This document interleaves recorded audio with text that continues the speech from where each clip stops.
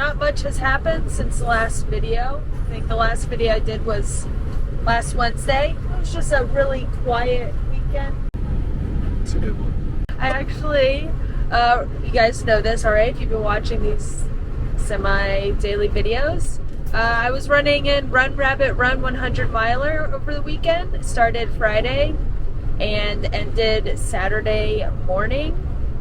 Started Friday at 12 noon. I won the women's race and set the third fastest time for women. Yeah. I came in 9th for overall, but I beat Courtney DeWalter's time on the course, which is pretty exciting. Though she did go blind. Yeah, she did run blind a little bit, but still. You're having faster than a blind person. I got 20:32 at the race, which is a 2.5 hour difference from the year before when I ran the same race. And I thought I would just do better by like an hour and a half. I was like, okay, like even an hour and a half seemed like a lot. But I got 2.5 hours better. Won the race, won the team competition with my partner Jimmy Elam. He got second in the race, and so how the team competition works is you partner up with a guy, or a girl and a guy pair partner together, and whoever has the least time combined wins. And we won $2,500 extra on top of my $1,500 that I won for winning first as a women hare. Biggest prize out of the entire competition. Yeah, Jonathan just said I got the biggest prize out of the entire competition. It's pretty exciting. Jimmy ran at 17:45. Jimmy ran 17:45, which is That's so freaking extremely fast. So I wasn't quite sure how I would do personally at this race. I was doubting myself a lot, especially coming off the Colorado Trail. I wasn't sure how I'd do. So I'll give you a really quick race recap. But essentially the first 17 miles, I was pretty exhausted for a lot of it. And I felt like super low energy. And I was like, I don't know how I'm gonna do this. I was sitting kind of around 5th to 7th, it was wavering every so often.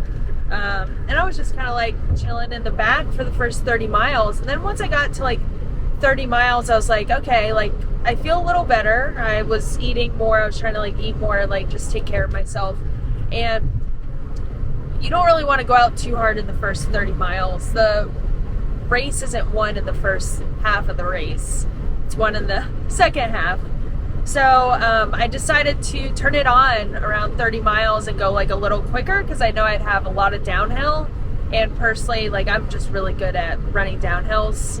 I know there's many people who are, but I just feel very confident on the downhill, so I knew I could pick up some speed there and get some confidence. And so first 30 miles chilled, then after that I was just moving pretty quickly. At Dry Lake Aid Station, and Reese and Jonathan were very quick. Same with Olympian Hall. They got me in there and got me out very quick. Or your pick. Yeah, on the live feed they call them a pit crew. So I went up Olympian Hall, which was around halfway in the race, and I passed, that was a 13-mile section. I passed first and second women, Michelle Yates and Christy Connect, and I passed them and just was all right, now is the time to keep this lead. I'm going to have to, even if I want a power hike, I have to crate distance. So I just tried to run as much as possible. Whatever I felt like I could do, I just tried to do that. And that's kind of different from what I usually do. So I was pretty proud of myself for that, and kept going. And Christy was actually on my tail for the entire last half of the race. I mean, she wasn't far. She was 8 minutes away from me at least. I think I saw her light a couple times. She caught up to me at Dry Lake the second time. At the top of Mount Warner, there's 6 miles left at that point, and 3,000 700 feet down, I think it is. So that was really exciting. And at that point, I think she was like still like 8 to 12 minutes away from me. So I decided to like, again, open up my pace like I did last year. And Jonathan met me halfway up on that hill and we just ran together. And as I ran, I was like, can't feel my arms, Jonathan. And I was just like, I'm not good. Like, I'm not good. Like, I don't feel good. Jonathan thought I was saying like, I'm not good at this. Yeah, like, what are you saying? Tara has a tendency of like being really mean to herself. So that's what I thought was going on. So I told her to stop saying that. But really, I'm just like, I'm not she was good. Just letting me know that she was not doing.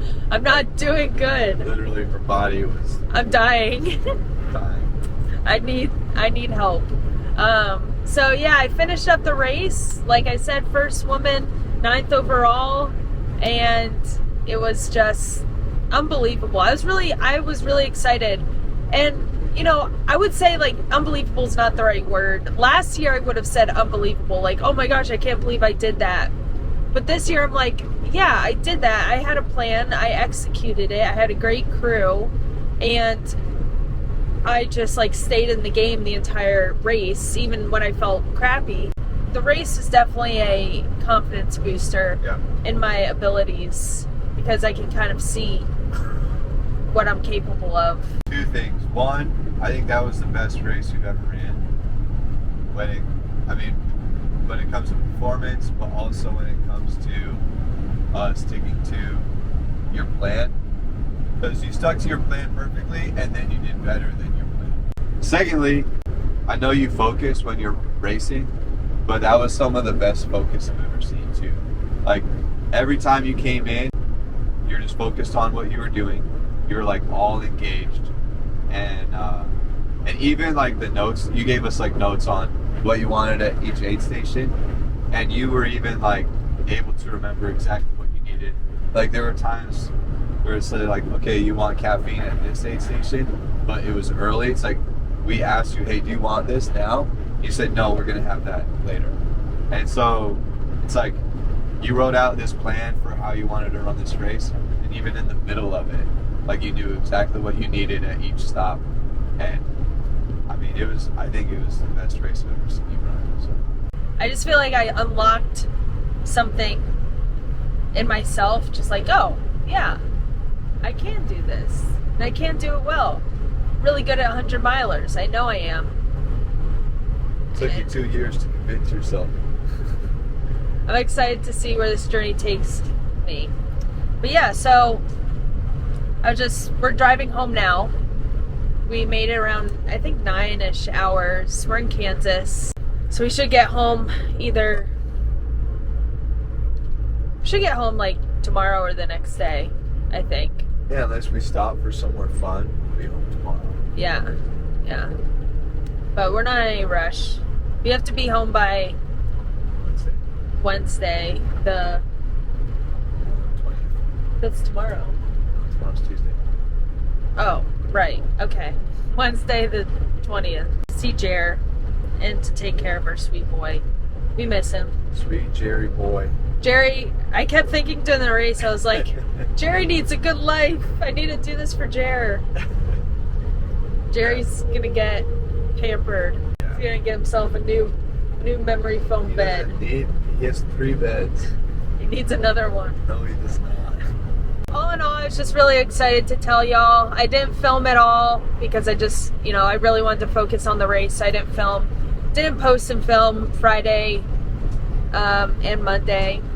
Well, today's Monday, but I won't post today.